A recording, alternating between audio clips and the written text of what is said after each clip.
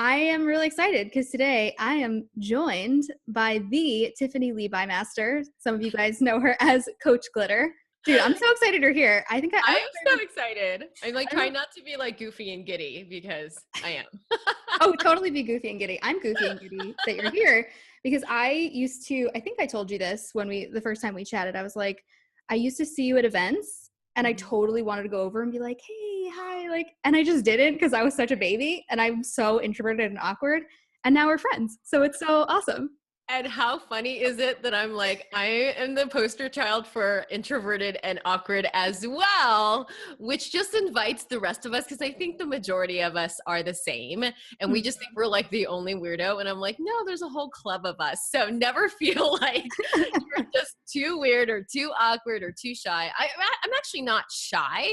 But it's I'm an outgoing introvert selectively. Where I am and what I'm doing, but especially at events, I love meeting people, but I always want to be the one to reassure other people that the majority of us feel exactly like you do. Yeah, it's amazing. And I think when we were at James Wedmore's event, BBD Live, he said, how many of you consider yourselves introverts? And it was the majority of the room. And I was like, okay, he definitely attracts my kind of people who are just a little bit hey, let's go deep. Let's really learn more about your soul. Versus handing out the business cards as fast as possible. So and that, talking about all the deep stuff, that's the stuff that the rest of us could do for hours and it doesn't deplete our energy. Hours. I was like, oh my gosh, it's been 3 hours and I don't want it to stop, or I don't want this 3-day event that goes by so fast to stop. And I love those things. I thrive off of. Live for it. Live for it. My friends used to be like, oh God, how are we getting into these deep conversations? And they'd be like, it's because you're here. You're the one that's creating this space. I'm like, I don't know, guys, it's not my fault. But I just live for it.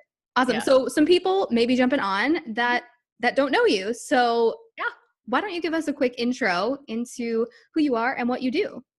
So my name is Tiffany Lee Bymaster. I go by Coach Glitter. I answer to Coach Glitter. If we ever meet someone, you're like, I think I follow you or I've seen you. Are you Coach Glitter? I'm Coach Glitter. And I totally answer to it. I always joke at this point because I've gone by that avatar, that name online for so long that I should just go ahead and change my name to first name Coach, last name Glitter. And I really do answer to it. But I have originally started off offline, built my business. This is my 18th year, even though it's just a tiny percentage of my business now, but it's something that I have scaled back on slowly over the last 4 years.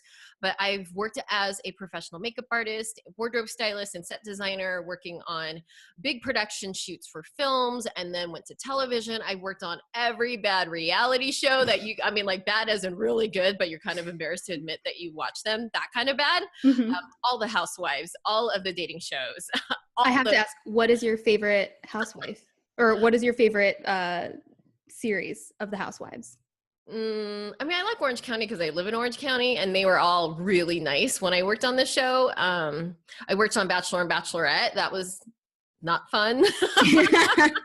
Not as good of an experience. Interesting, but working behind the scenes was not fun. I worked on America's Next Top Model the first few seasons. It first came out. It's on season 945 right now, but this was 6 years ago when I worked on it, 5 years ago maybe. Yeah. And so I've worked on a lot of reality shows because when I went from film to television, that was when there was the writer's strike and the actor's strike simultaneously almost, and reality shows started. So that's what was available, and I learned production working on those shows.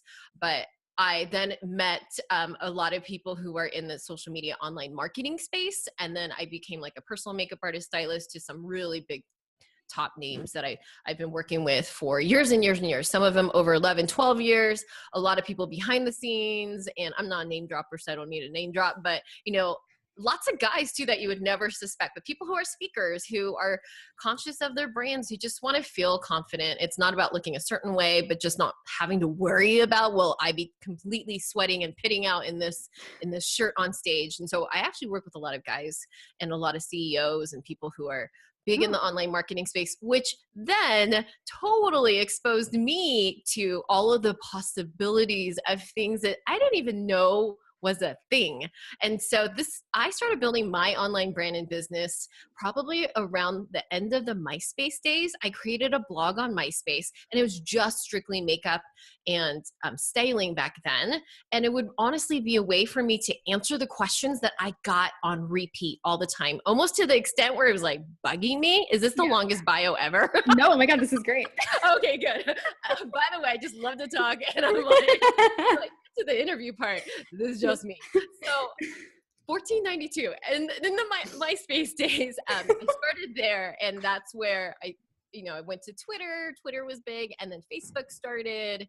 And never did it as a business. Like a lot of people, I really stumbled upon it, or it was just a hobby. And then when I started working with all these huge names who they also too took an offline business, brought it online and exploded it and loved it and created so much time freedom and location freedom. And I said, I want that too. And when I graduated college, none of these things barely existed, So I just find it so fascinating that all of us, no matter where you're at, no matter what age you're at, everyone thinks if you're not a millennial or if you're a millennial, like there's no limits to anybody on what's possible for them. And it's crazy, all the new platforms that are popping up. Like there's a huge new one that just popped up the other day, and who knows what could happen. So when I opened up my eyes to all those possibilities, I took social media seriously. I also loved it and found it so much fun to be able to connect and meet with people who you otherwise in normal, regular offline life that you would never run into them, never meet them. And that to me was so fascinating. And I'm fascinated by people's stories. Like, how did you get here? How did you figure out what you want to do with your life? Even if it's not everything that you want it to be. I'm so fascinated with just speaking to people one-on-one, learning their stories and figuring out how can I help them? How can we help each other? And so then the last 3.5 years, very long story short, I just started building my business. I looked at what people's problems were and how I can provide a solution for them. And I just slowly but consistently started building a brand and a business around that. Amazing. I'm curious, just because there are so many YouTube beauty bloggers. Yeah. Was there any reason why you didn't go that route of like building this beauty blog or vlog type of a thing on YouTube? That's such a good question. And people ask me that all the time because it would make sense that I would go all in like on Instagram and on YouTube. And I never wanted to be I felt like there was more than enough of those people. And like, I didn't feel like whatever gifts and talents I had to share, that wasn't the vehicle that was going to get me there. Mm-hmm. So for me, it just didn't feel like a passion. It was more like when I did do videos, and I even had like a free opt-in series where you got like a mini makeup course. That's something that's actually a part of my course now as a bonus. But when I first created that, it fulfilled a need, but it didn't fulfill a calling or a passion for me. Mm-hmm. And I was like, there's lots of other people that do the exact same thing, which we all say that. And some of it's limited beliefs, but at the same time, it just didn't fuel me up. It didn't fire me up. And so I never pursued that. But yeah, never limit yourself if you want to do something because, you're like, there's billions of other people already doing, and there probably are in everything, but there's, you're not doing it. There's always space for one more person. Yeah, absolutely. It just wasn't like the thing that fired me up. Yeah. So what is the thing that absolutely lights you on fire and fires you up? It's one of those things that I learned along the way. And I think that's why it's so important to be open-minded and receptive to moving past the things that now. I think that is so limiting. And especially right now, possibilities, it's crazy. Like, that's why we know each other. We're in a mastermind group to see what's possible from so many other people who have achieved such crazy high levels of success that you're like, oh my gosh, I am playing way too small of a game. And so when I started really building my brand and just flailing and testing and experimenting, which are all good things, you shouldn't wait until you have all your ducks in a row. You shouldn't wait until you know everything already to begin, because the best way that you get clarity, the best way you discover things and talents that you didn't even know you had, new passions that you didn't know that you had, is to just test and experiment. And so when live video, and I know this is a big part of your story too, live video completely changed my life. Not just changed everything. Changed my life, because I started building a brand earlier before live video started. And for me, I did it on Periscope. And so I was a pretty early adopter on Periscope. Never loved video. There's no videos of me prior to that. And live streaming in general was a newer thing. And when Periscope came out and I literally was thrusted in front of it from one of my mentors who said, just do it. And I didn't even know what I was doing. And I literally left my phone on. She downloaded the app, turned it on for me. We're backstage at a huge event. She goes on stage to present an award. I'm backstage, didn't even know this thing's on until I see comments and things. And then she quickly gets off stage because she wasn't on there very long. So I stuck my phone in my pocket. And I wish to this day that video was saved, because the early days of Periscope videos, like, they didn't last more than 24 hours. And right.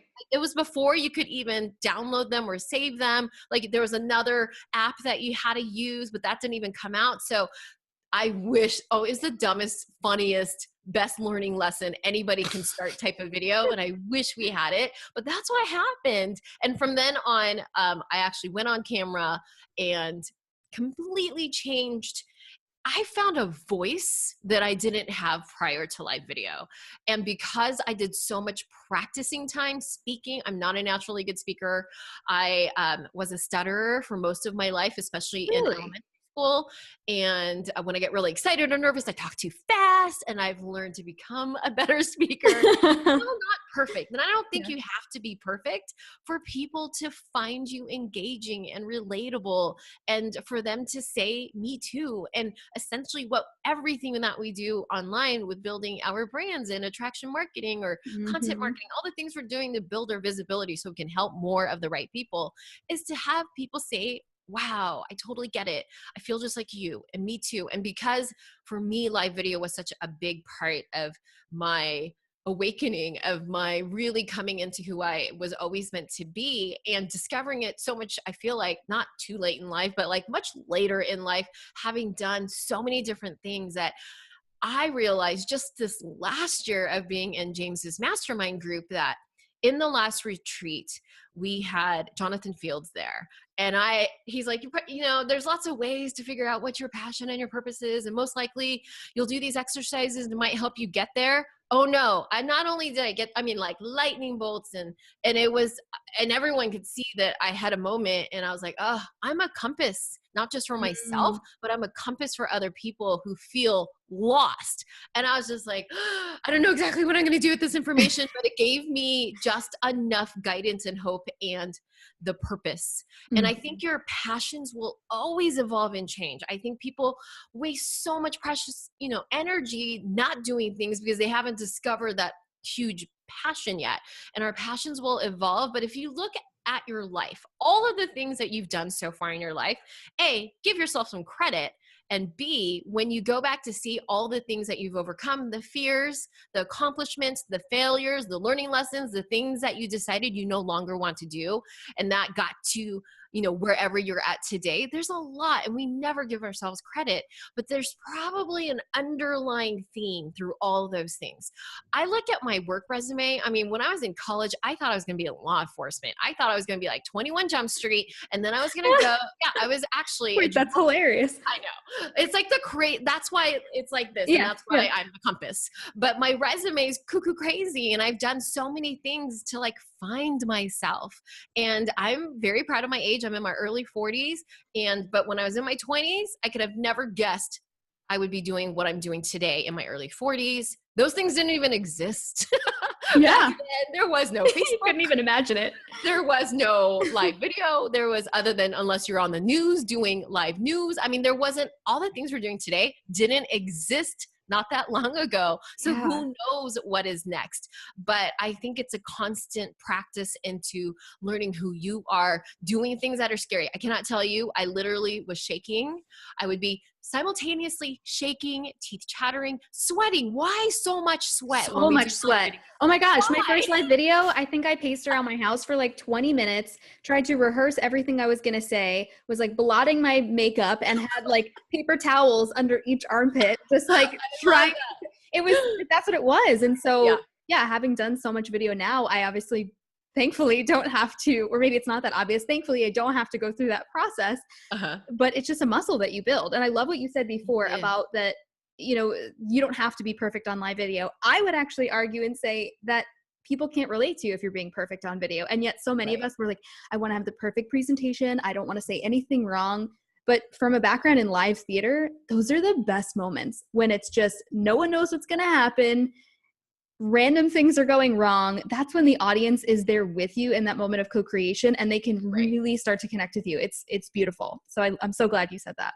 And that is beautiful what you just said about it's a co-creation process. It's a conversation. Yes. And I think that I'm guilty of this too. So I have a course and it's about live video, but then it's not really about live video. It's about figuring out who the heck you are, what you want to be known for.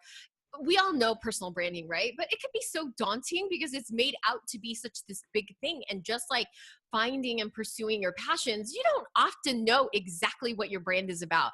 And we were just having a conversation before we hit the live button, how, you know, your brand and your topics and your passions have evolved, even, you know, with the name of your podcast. Yeah. And I was like, that's awesome. That's a good thing. Don't change it. Do more of it. And I think a lot of us, it's that perfection thing. It's about like having everything with perfect clarity.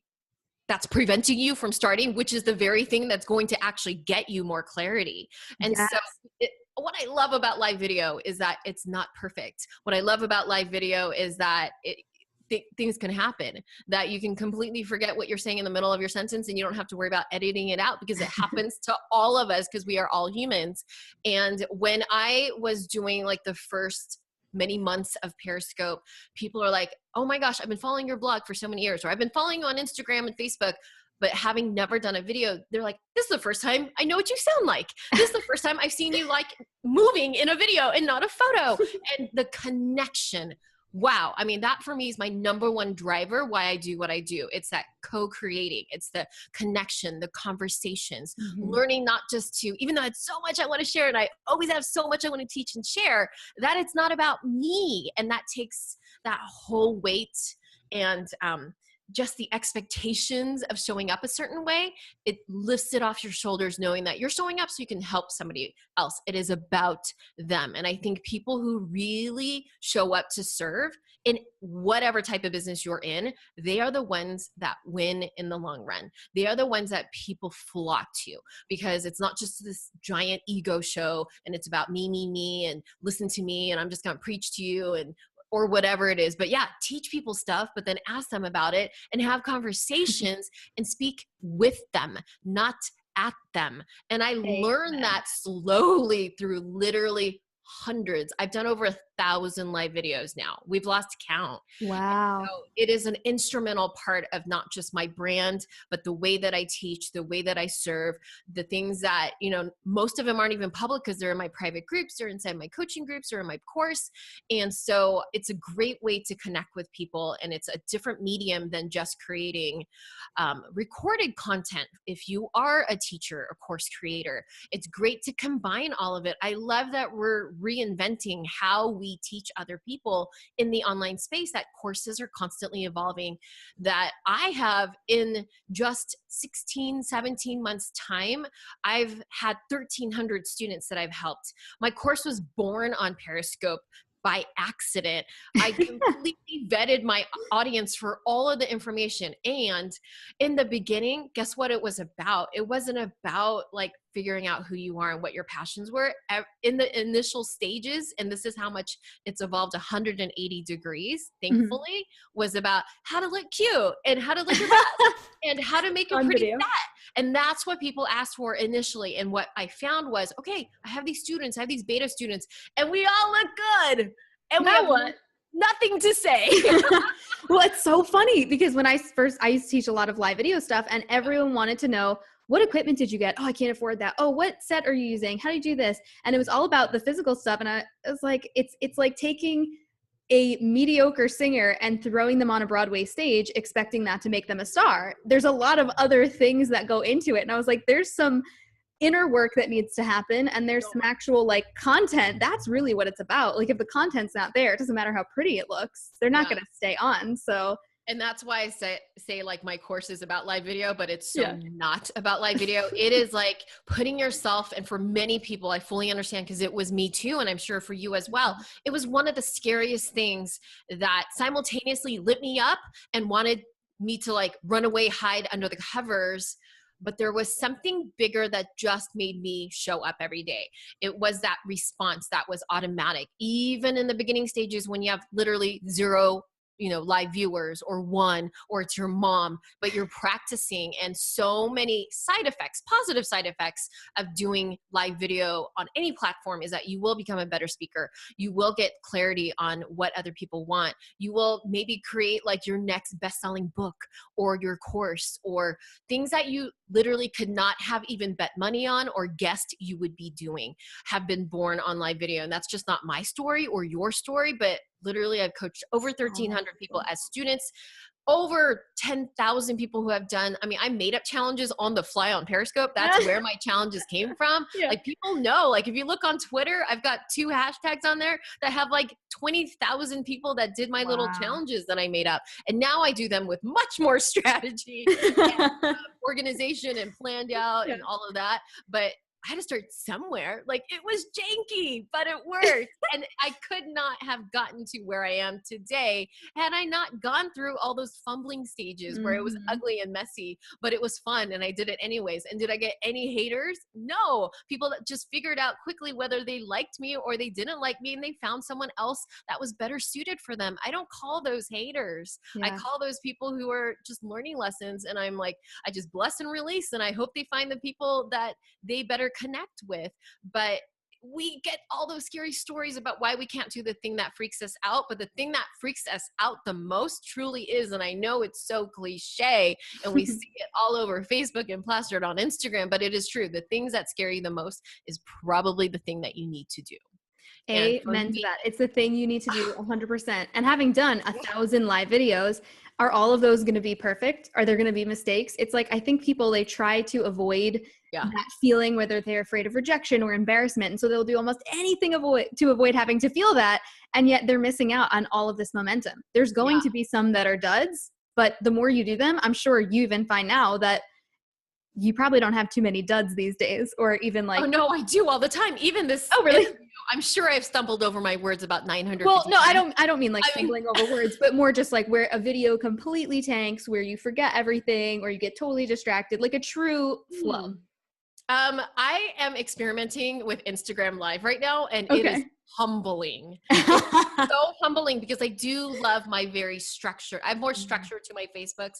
People, it's not meant to feel structured like class, we're doing this from the, it's not like that where it's like a curriculum, but there's a lot of planning and thought that goes behind the scenes, because for most people and for the majority of the live videos, yes, there's great fun and, all kinds of things that you can contribute by showing up and doing an impromptu video. That's the beauty of live video.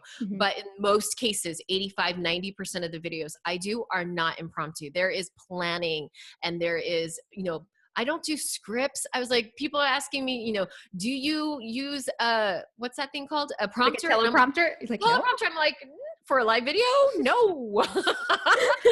Sometimes I have bullet points because I can go off on 1,500 tangents, but I want to teach what I teach. And if there's anything bonus, which there always is, great. But I want to teach you what I promise I'm going to teach you, or talk about the topics, but I do bullet points at most. But there is planning, and I always listen and go back to see what my audience is asking me questions about on any of my platforms and any of the comments, because that's what, triggers me to be like, oh, that should be a live video topic. But going back to the original question, which I completely forgot. See, I forgot what you were asking me, and that's okay. And it happens, and it's real life. We all do it. Yeah. Well, I'm curious now, what are you discovering on Instagram Live? Yes, that's what's so humbling. Okay, so I built an Instagram following completely organic, consistently over the years.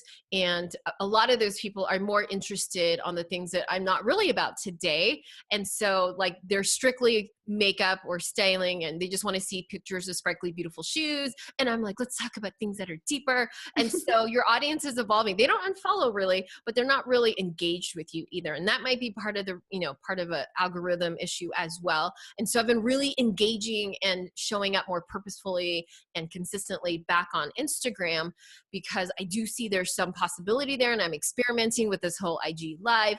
And so I created this post, and I literally had this dream that I woke up from just a couple weeks ago at like 2 a.m. in the morning. I was like, oh, remember when I used to do those Periscope entrepreneur like happy hour connection days? And it was like on Fridays we'd all jump on, and it was like what did I call it? It was for entrepreneurs.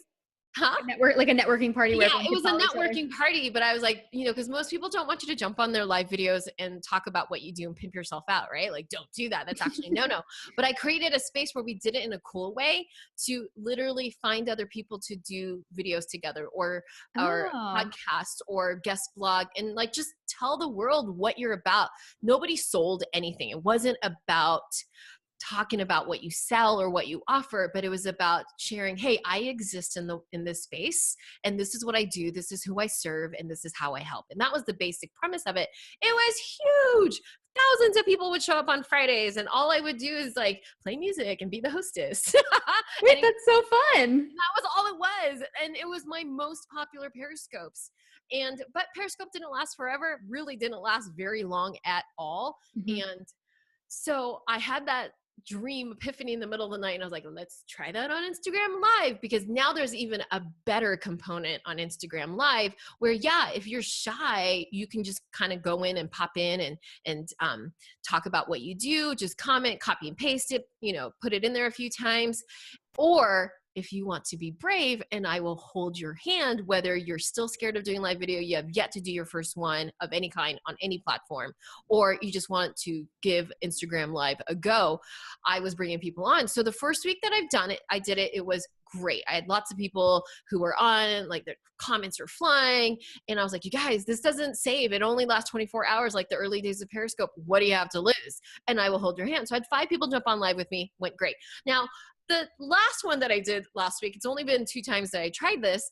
It was like crickets, Really? like people, I got 42 DMs, and I was like, wow, I don't normally get 42 DMs. Yeah. I'll get maybe like 5 or 6, a handful if I do an Instagram story, but I got over 40 DMs of people who are like, I was watching and I'm lurking and it's tempting, but I'm still scared. And so my initial negative thought, assessment of how that second Instagram Live went, where I was like, yeah, maybe people are really at actual happy hour and don't want to it's 3 p.m. Pacific time. It's 6, East Coast. Who knows?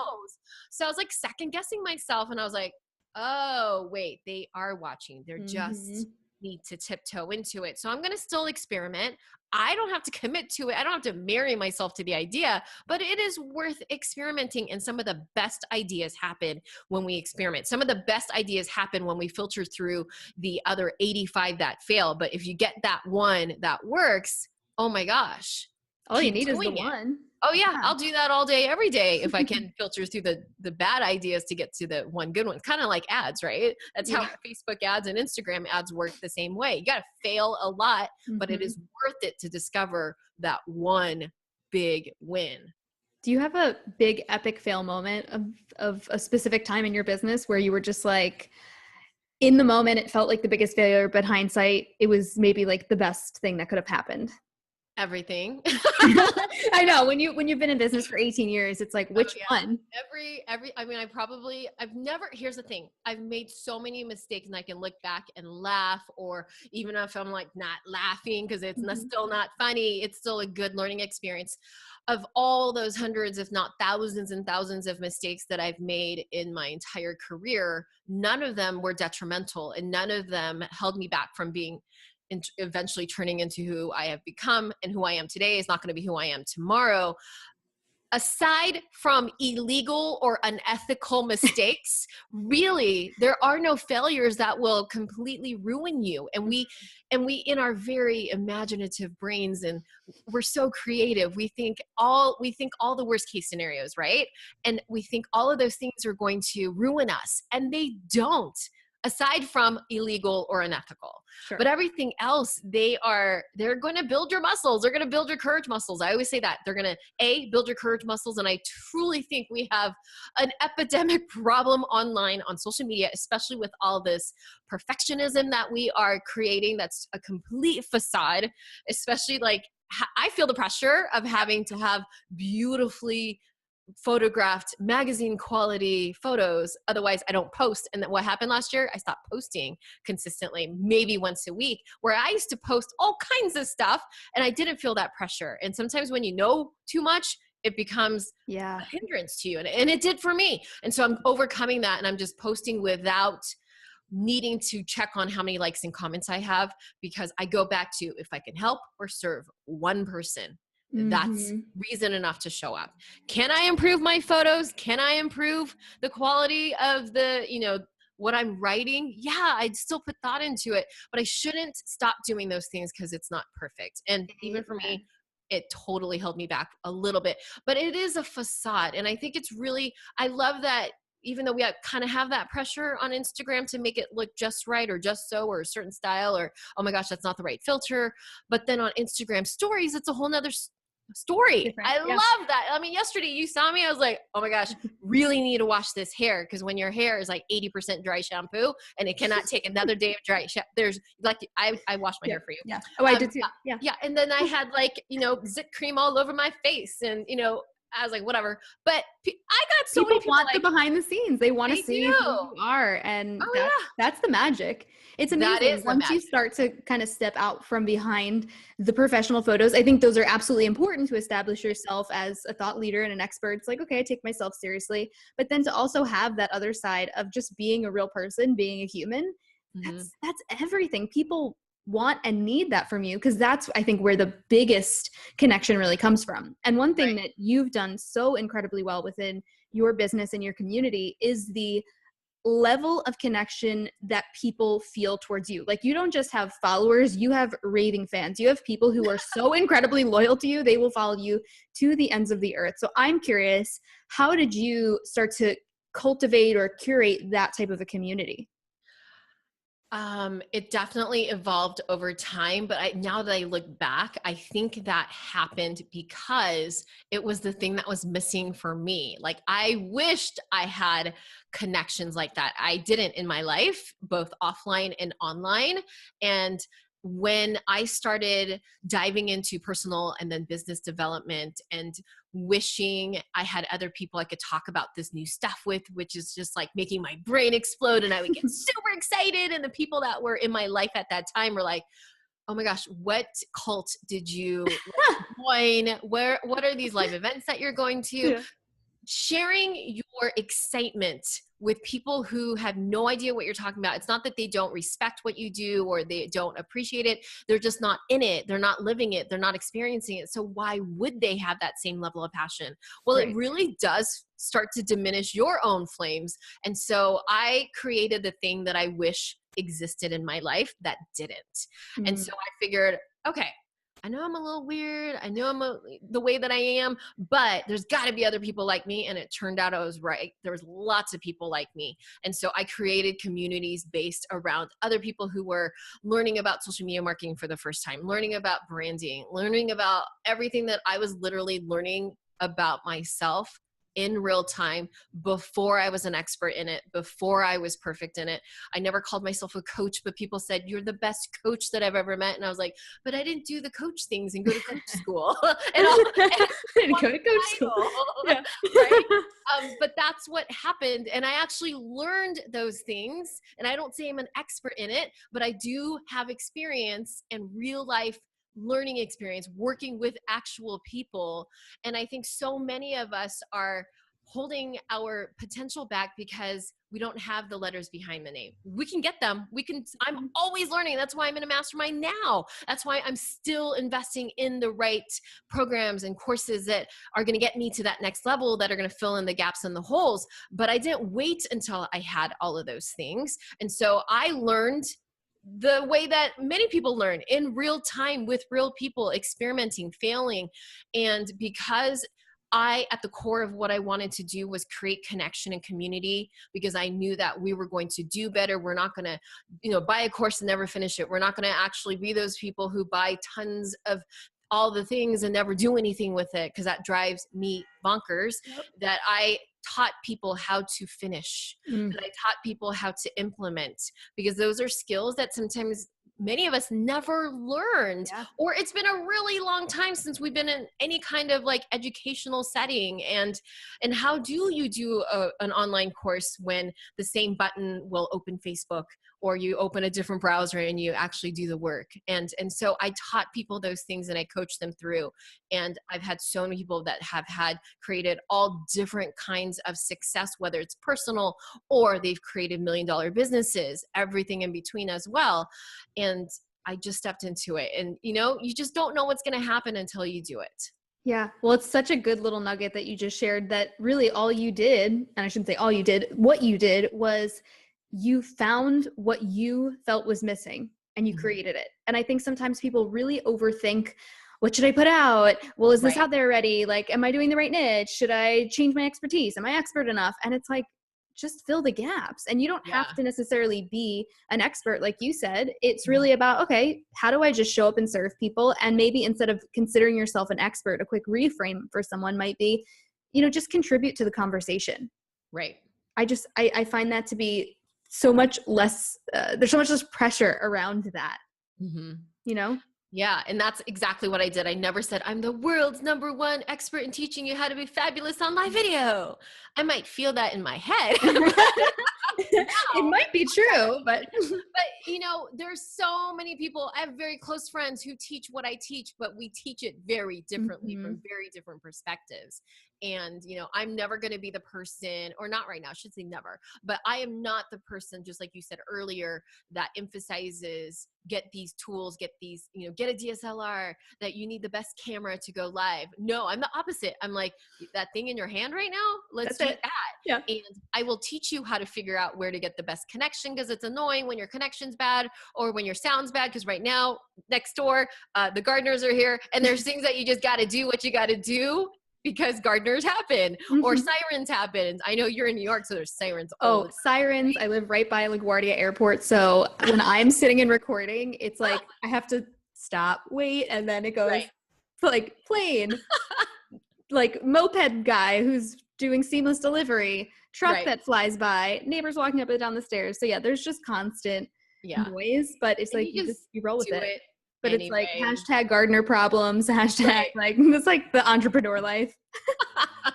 Now, if I was like recording videos for my course, then I would just stop and pause and, wait until they're gone. But it's live and it's fantastic. And I love that we're just recording this as is, because it just happens. It's life.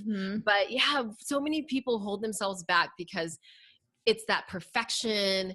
It's thinking they're not the expert. They don't have all the answers yet. All of the excuses, they are excuses. And I think the underlying thing that creates any of those different types of excuses, whether you have one or you have all of them, is fear.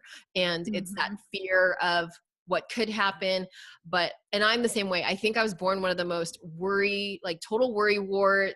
I'll fear for you and your neighbor and your mom and everybody on your behalf. And I was that person. And so for me to still go through the process of learning how to reframe that, changing my mindset, changing my identity around that I don't need to fear everything, that I've survived so many things that I thought was going to be the scariest thing, that I've overcome so much in my life. You can't get through life without having overcome a lot. Yes. But we don't recognize that and how powerful that is. And so doing things in our business and putting ourselves out there, whether everything in the initial stages are complete failures, but we just keep doing it.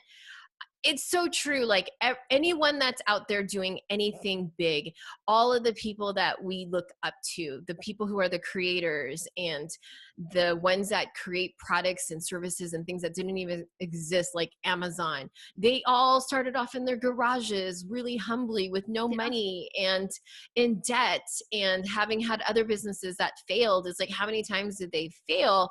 And we have all those examples in front of us, and then somehow we figure out a way that couldn't possibly work. Couldn't possibly work for you. It's like me. Right, what? Who am I? Who am I to be that person?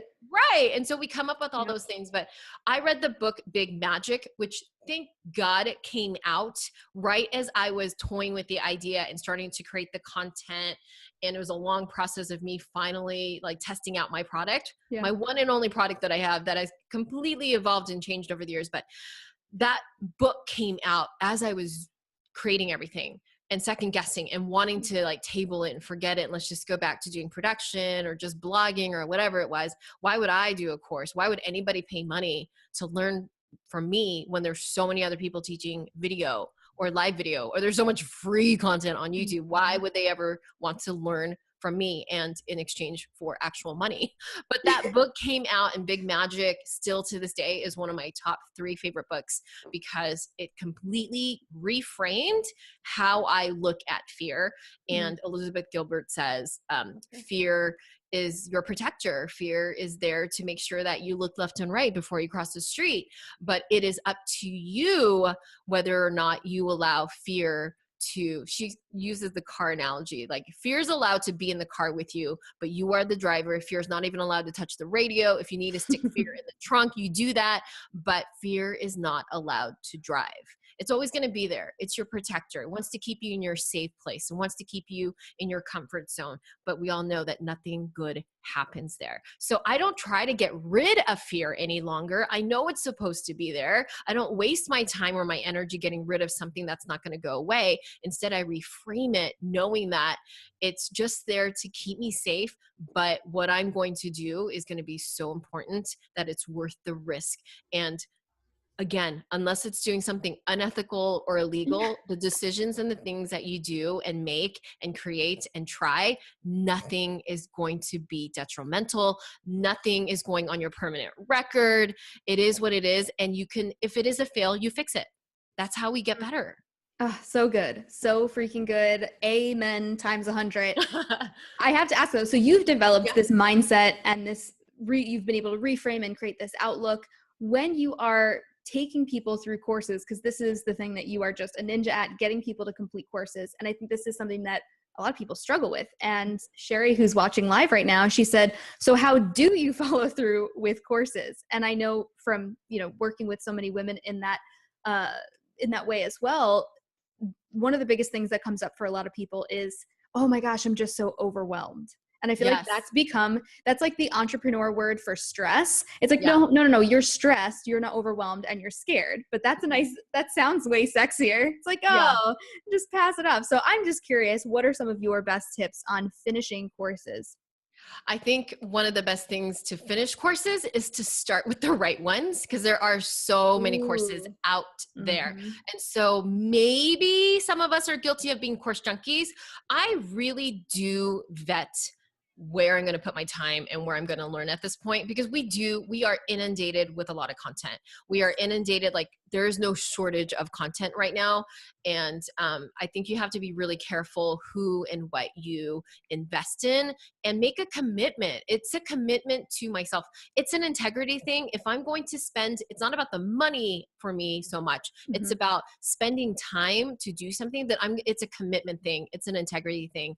And I think for people, especially if they're newer to learning in a course-like setting, that for me, I have learned that DIY courses are really rough to get through on your own. So you got to have an accountability partner. I read a statistic somewhere. I use it all the time. I should know it like the back of my hand. So I'm like 90 or 95% of people who have accountability will actually complete things versus people who do things on their own. And that's across the board, whether it's fitness or healthy eating or having a friend or a neighbor that goes walking with you every day, or, you know, anything, finishing a book. That's why book clubs work better than reading books on your own. And so a lot of times we're not willing to commit to ourselves, but we are willing to commit and show up for somebody else, whether that's one person or a group. And so when I recognize that, I always had as a part of what I create, there's always a community. And it's not one of those throw together, everybody jumps into this giant pool on Facebook and there's no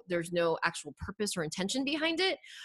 For now, it's the reason why I don't do a DIY versus an upsell or a higher priced VIP. I only do VIP because I know that people are going to be more successful.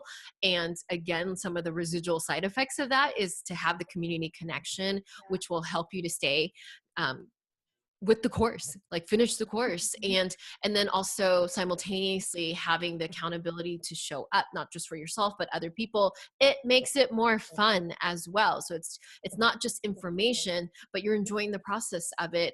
And then these are the people that I know, not just for me, but all of the people that I've coached. These are the people that you meet that you never would have otherwise, who are like-minded, who are goal-oriented, who are going to be your future affiliates and JV partners, and people who you now know you want to have on your podcast because you guys share so many common things and your vibe is similar. And so all of those benefits are why I think it's important to have a community factor. And when you have a true community factor, you are much more likely to finish what it is that you invested in.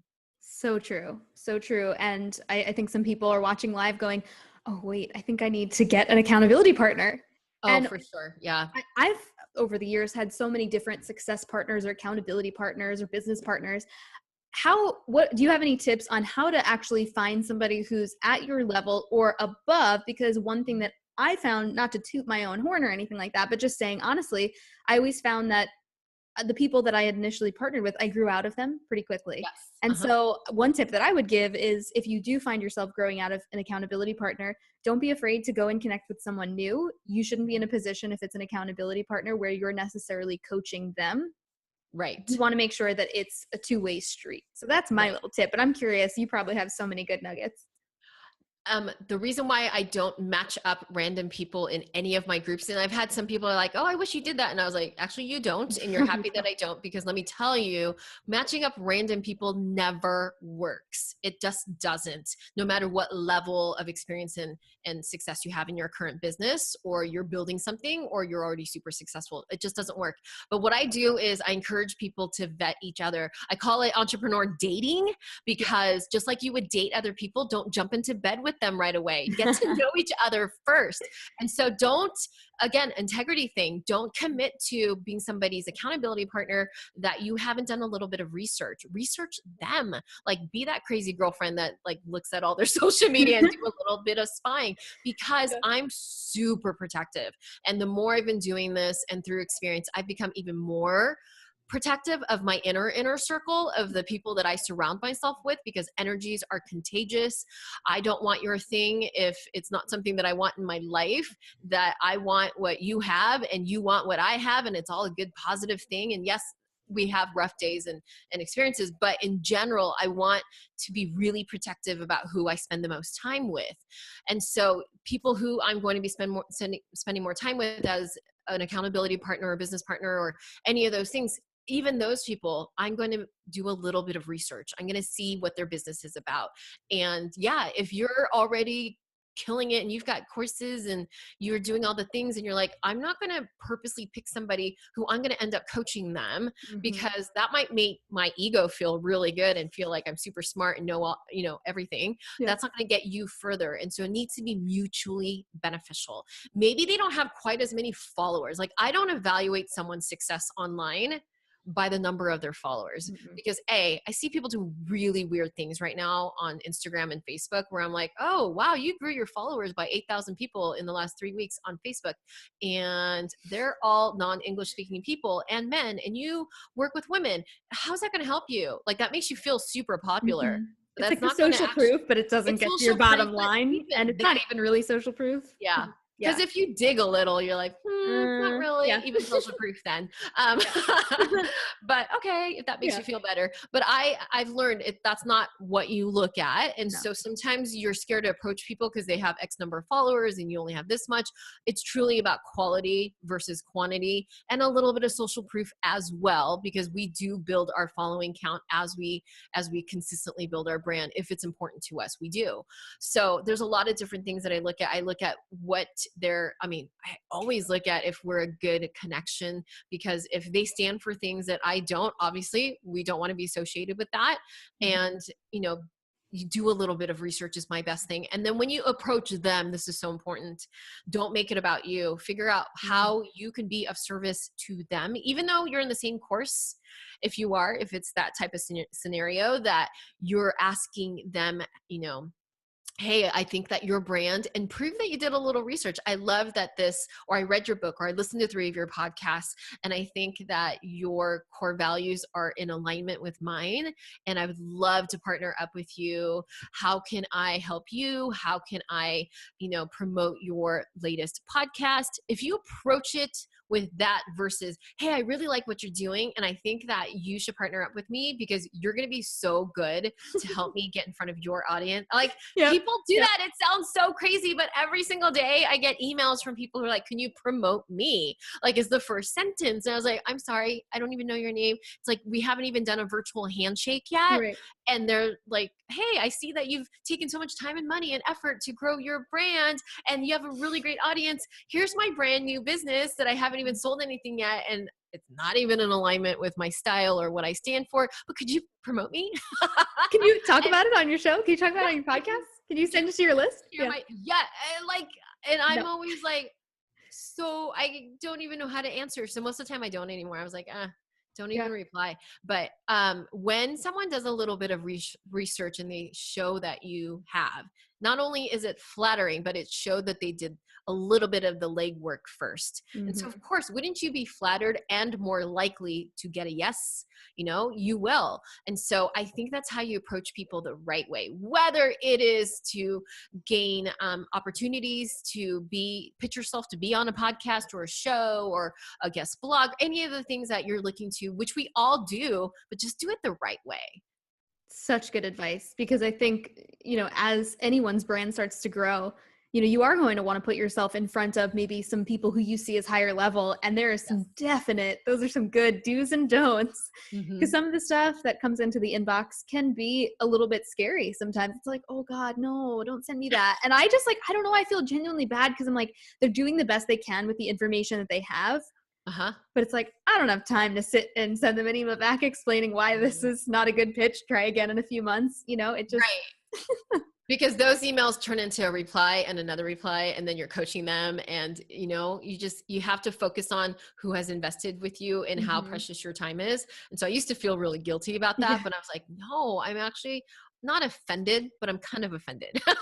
And I know they're just trying because I love people who are go-getters, but it's all in the approach, and you have one opportunity to make a good impression. Yes, you can overcome bad impressions, but if you're going to use your first opportunity, use it well. And don't forget, behind everyone, whether you have 5 followers or 5 million followers, that we're real human beings with a head and a heart. And so just because we don't feel as connected in a real life way, although that's why I love live video, but don't forget that that is a person. And so if they were in your living room, would you treat them that way? Would you walk into someone's new home that you've never been to, at a dinner party that you were invited to from a friend of a friend? Would you walk in and immediately sell them on what it is that your products that you create or your book that you wrote? You would never do that. Yet too many of us behave that way on the internet because it's the internet. And so we often forget. And again, I'm so much about connection and create that conversation, that you want to do that virtual handshake and introduce yourself. I never assume anybody knows who I am. I shouldn't. And so I always want to ask those conversations and create them by asking what they're about. And that's always something that works well, whether in person or on the internet. So true. And when you're saying it's like marketing and building relationships, it is like dating. And if you went to somebody's birthday party and just ran into the middle of the living room and just started screaming about your next challenge that's coming up, or buy my thing, you wouldn't do that. So if you wouldn't do that in person, it's a good litmus test for, is this too salesy of a post? Should I post this? It's like, if you wouldn't say that to your friend in person, you probably, or probably a hard no. Yeah, if you're newer to the online space, and I always hear this with people who are building their audience, it's a verb. It's something that's ongoing. You're not going to have a huge audience unless you show up and give them something worth stopping their lives to pay attention to. So with live video, a lot of people, it is more challenging, not impossible, not difficult, but more challenging to build an audience organically for free. Although there's many ways to do it. There's many strategies. If you're good, they will find you. If you're good and you're good, you keep on doing it so you get better and people will follow, but it doesn't happen overnight. It doesn't even happen in a month. You have to be consistent. But when you start off with 1 follower or 3 followers, or let's say you have 9, you don't dismiss those people and say, I give up because I only had 9 people watch my video, or I only had 3 likes on that post. So I'm going to abandon all of my Instagram pages and my Facebook page. I'm not going to do any of that. And that's what most people do. But you are not like most people. You are not average. That's why you're listening to this podcast or watching the Facebook Live about it, because you are willing to do the work and you're looking at the long game. And if you had those 5 people or 3 people or 9 people in your living room right now, you would never say, none of you matter and I can't help you.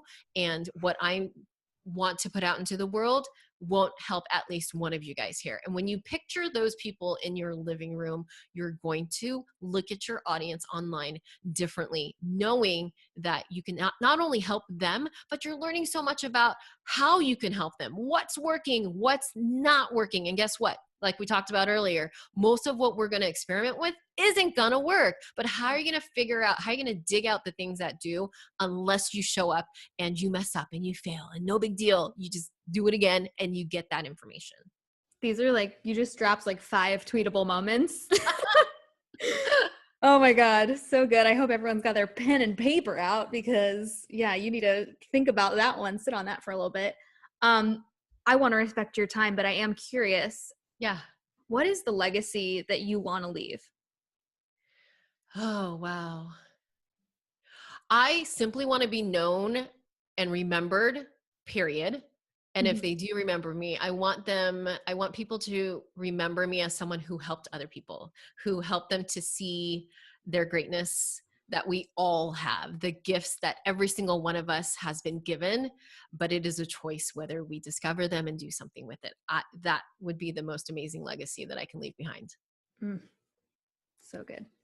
So because you are the queen of community, I have to ask, where can people go and connect with you and hang out with you on the online space? My central hub is my website, and that's where you can dig through all kinds of old blogs and stuff. CoachGlitter.com, and I'm Coach Glitter everywhere. Super easy to find me. So CoachGlitter.com is my website. On Instagram, I'm Coach Glitter. On Facebook, I'm Coach Glitter. I don't have a group. I don't have a public group. That's one of the things, but I use my business page that way. That's where I do all of my Facebook Lives. I do a weekly show. Sometimes we do a little bit more, but yeah, that's where you can connect with me, over on my Facebook page. That's probably my number 1 right now. Instagram, like I said, we're getting back into it more and more. I'm doing more Instagram stories. That's more slice of life behind the scenes, what's going on, and still playing with Instagram Live. But whichever, platform you prefer, those are my top 2. And I keep it just to 2, so I don't make myself a crazy person. No more Periscope. Oh my gosh. Periscope. I don't even have the app on my phone. Anymore? I think it is. There's people who are still diehard Periscope fans. Really? And people thought I was crazy because I don't remember exactly what I had, but when I made the decision to leave Periscope, I think I had like 11 or 12 million hearts. Guess what? You can't pay your mortgage with those hearts. And those hearts don't translate into, warm audiences for Facebook ads. And that is what made me leave. I'd never grown an audience that size before. And so talk about really humbling yourself and not getting infatuated or stuck in the numbers. More followers than I have on Instagram. Instagram numbers wise, if I was just stuck on the vanity numbers, I have the most followers on there, much smaller on Facebook, but Facebook is for me anyways, and where I put my attention and time into. Facebook with the smaller numbers, again, audience quality over quantity. That's where it's really built this crazy, awesome business that I built with a small audience. So I'm always the queen of don't look at those vanity numbers. Yes, we want to see that we're increasing to reach more people. We're not getting unfollowed, because that is telling as well about our content, but it's not just strictly about the numbers. And so the place that I have the smallest numbers, if you just looked at numbers black and white, is where my business thrives the most currently. So yeah, I left Periscope for Facebook with no page, no following, anything, and decided to just restart and build my Facebook Lives with no audience and having some people trickle in, but they don't find you the same way. There's not the same shareability that we had on Periscope yet. It's still where my business exploded. And that's where I launched my course. Even though it was born on Periscope, it was actually launched once I got back on Facebook. Wow. So cool. So speaking of your course, that's kind of what's in the works for you right now. Yeah, we are relaunching. So it's not an evergreen product, meaning it's not open all the time. And it has really evolved. And so we're trying to like stop calling it a course, which is really hard, and start calling it a program, which is just semantics and copy, but that matters, right? Yeah. And that's because we've launched it. This will be the 5th launch. And this is another, I mean, we could talk about like so many people have so many ideas. I have relaunched and improved and tweaked and gotten feedback that like sometimes is gut wrenching, but you got to do it to improve. And so we have relaunched the same program. This will be the 5th one, depending on when you're listening to this podcast. And I did 2 little betas in the beginning before it was an actual course. And so in the process of like 15 to 17 months total, as of right now, we have helped over 1,300 people go through the course. They're still part of the community. And we are about to relaunch it again, but it's evolved yet again. It went through a big evolution last year when I realized, okay, it is not 80% DIY, 20% rah-rah accountability cheerleading. It really is. It has evolved into a coaching program it's a hybrid. So it is a group coaching program with the foundation curriculum as a course. But yeah, we have guest experts. We have the things that I know I could teach, but I know super smart people that I surround myself with that make me feel like the dumbest person in the room, which is your goal. You should be the dumbest person in the room. That means you are doing things right, because we level up a lot faster, right? When we have those people. And so I love that. And that's why I'm in the same room with you. I'm like, I'm the dumbest person in the room. No. So much growth for me. I'm like, I will take that crown and wear it proudly. For me, it's all possibility, right? Although last year I was intimidated the heck. I wasted so much time being intimidated and like cowering in the corner and just being my normal observational type of self. It's my personality type, just to be like the great observer. And James, our business coach, is like, oh, you finally decided to show up this year. I did. I've been over there cowering, just implementing in my quiet way. In my corner. In the corner. That's what I do. I'm really good at that. Corners are great. I know. I was like, that's my safe place. But when I showed up is when things really got bigger. And you've seen that, like the people who are like their business is exploding and they're just growing in so many big ways. It's not just about money, but money is really kind of like the happy outcome of what happens with your personal growth and your mindset. So I'm working on I am a work in progress, my friends. That's still happening in real time. I'm not perfect in any way with that. I'm an overthinker. I was an overthinker. I'm working on it, and I'm really changing the stories. And all of you guys who are all the NLP people, all the stuff that is so foreign to me that I'm like, that's exactly why I need. That's why God put us in the same room. And I'm like, just use me as a vessel. I'm open about all of it, bringing it in, soaking it up, and then, making it a part of my life. And I love that. That's exactly what I need to do. And that's what we do for each other. So be the dumbest person in your room. That's a good little nugget to kind of end on. Did you have any last tips that you wanted to share? You guys listen to this really, really long, hopefully impactful, content powerful podcast. Facebook Live, if you're on the Facebook Live. But I hope you do one thing with it, an actual actionable thing. I don't care what it is, but don't just listen and absorb and nod your head and go, yes, that's awesome, and then go back to your day. What could you do to actually change something? What can you do to actually take some kind of action step and implement? Otherwise, this just contributes to all of the noise that you already have inundating your life. So maybe it's reaching out to somebody in the right way. Maybe it's vetting somebody and doing the research and start dating them and do your virtual entrepreneur asking out process. Or maybe it's researching to find out, I need to do a better job in who I'm learning from. I need to protect my space. I need to grow. I need to invest in myself, but don't invest in just anything that comes across your way. Like, really look at what they've done, how they can help you. Don't be stagnant in your business. Take one little piece of the 5,000 nuggets, hopefully we dropped today, and do something with it. Not 12 things. Do one thing and start with that. Yes, do one thing. And I think for a lot of you guys listening, it might be live video too. I hope so. So I many think people tell me they've never done one. So if Still you're, to this day. Yep, to this day. So many people haven't done them. And if you are wondering how to grow your audience faster in an organic way, live video. We're like the two biggest like preachers of live video. So that might be a really nugget. Yeah, especially today with all of the people freaking out and doing all the fear mongering, which some of it's real, most of it's not. But I look at it as an opportunity with all of this Facebook Armageddon business.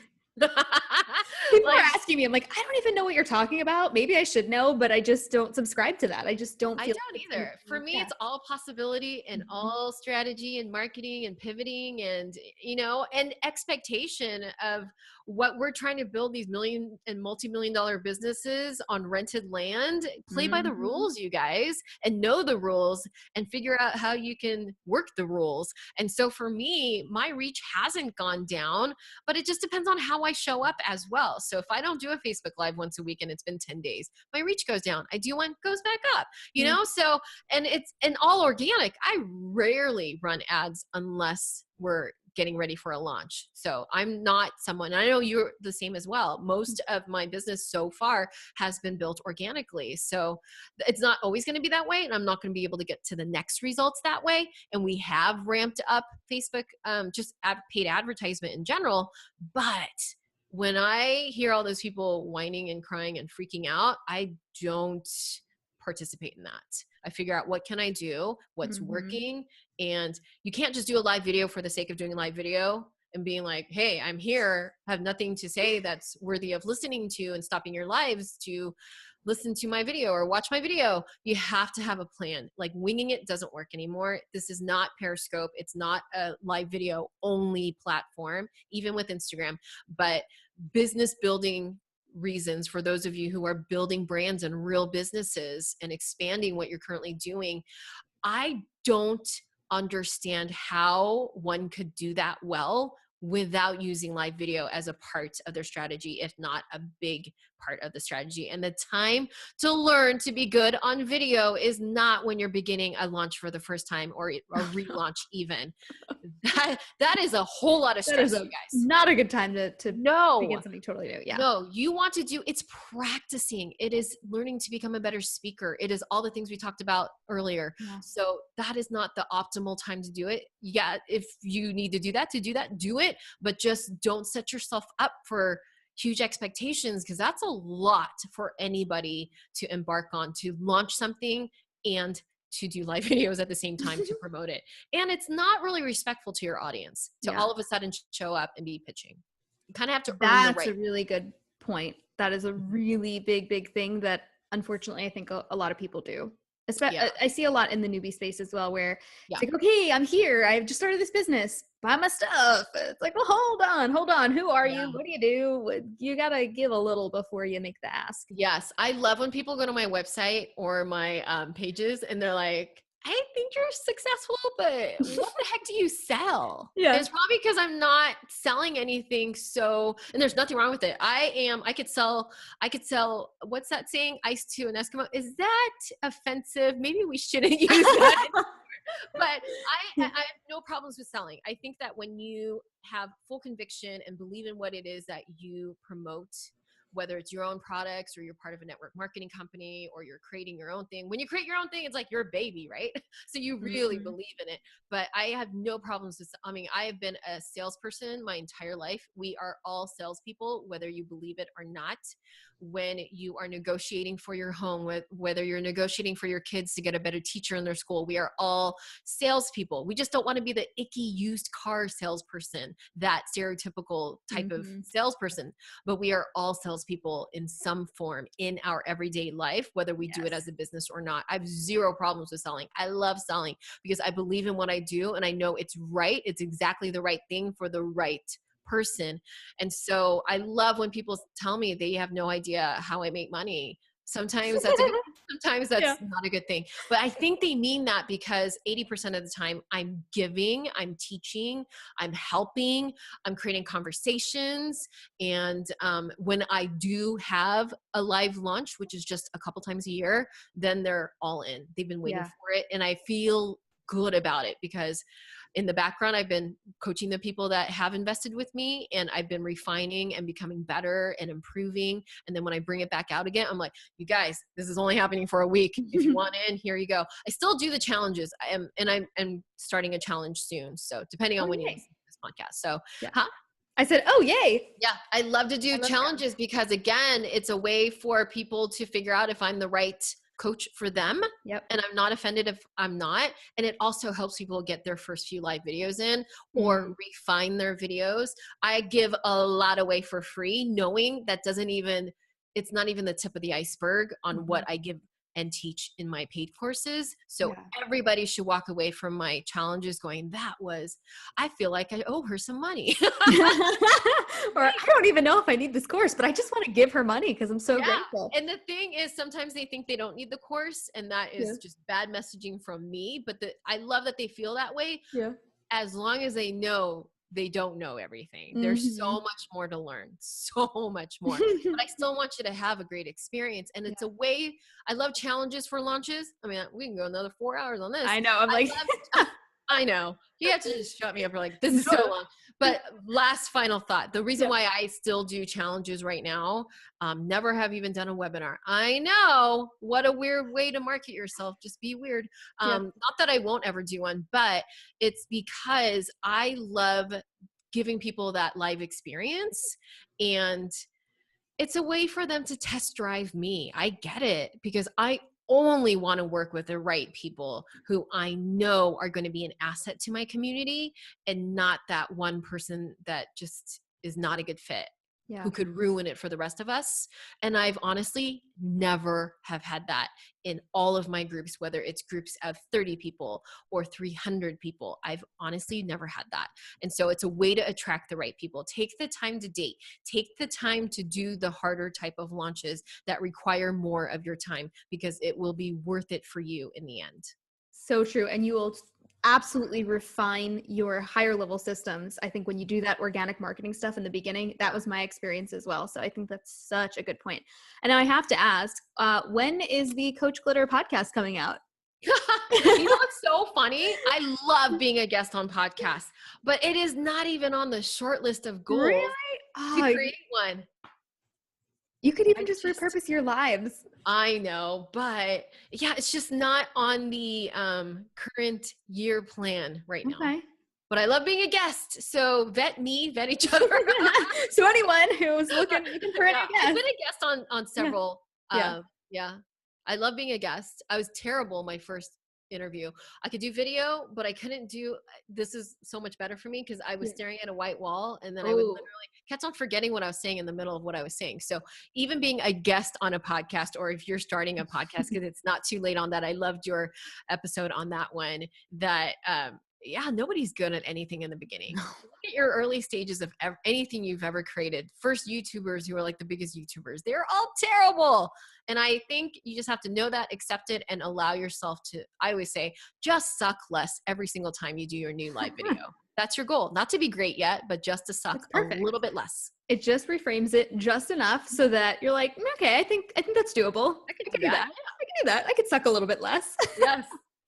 Oh my gosh, I could talk to you for another like 6 hours. Me too. We're like, let's order pizza and just keep going. Just get some wine going. It's like 4:30 here. Real party. I'm a margarita girl, so me too.